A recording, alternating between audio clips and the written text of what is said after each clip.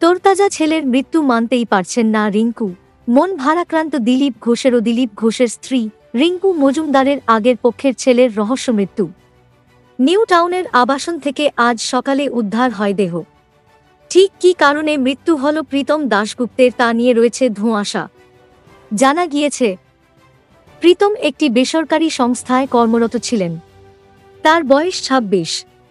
আজ সকালে সাপুরজির একটি বিলাসবহুল আবাসন থেকে প্রীতমের দেহ উদ্ধার করা হয়। দেহ উদ্ধারের ঘটনায় ছড়িয়েছে চূড়ান্ত চাঞ্চল্য। ইতিমধ্যে ঘটনাস্থলে পৌঁছেছে শীর্ষ পুলিশ আধিকারিকরা। আরজিকর হাসপাতালে আজই দেহের ময়নাতদন্ত খবর সূত্রের।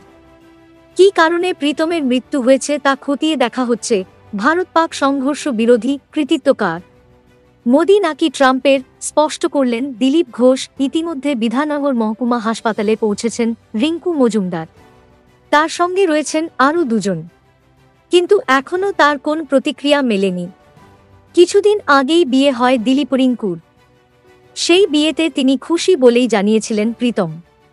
তারপর থেকেই সাপুরজির আবাসনে একাই থাকতেন প্রীতম।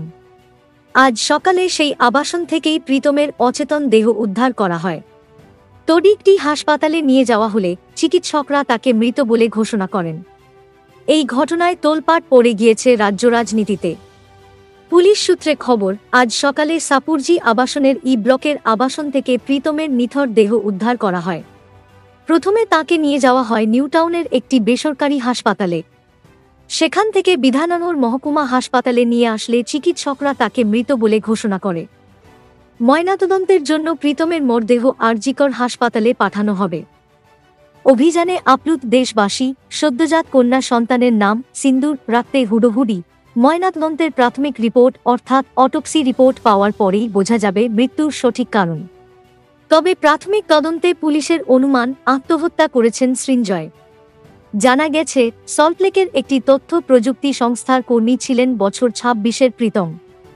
মাসখানেক আগেই রিঙ্কু মজুমদার ও দিলীপ ঘোষের বিয়ের সময় সামনে এসেছিল রিঙ্কুর ছেলে প্রীতমের কথাও। সে সময় তিনি জানিয়েছিলেন, বেড়াতে যাওয়ার কথা আগেই ঠিক ছিল, হোটেল ও আনুষঙ্গিক সব বুকিং হয়ে গেছে। সেই কারণে বিয়েতে উপস্থিত থাকতে পারছেন না।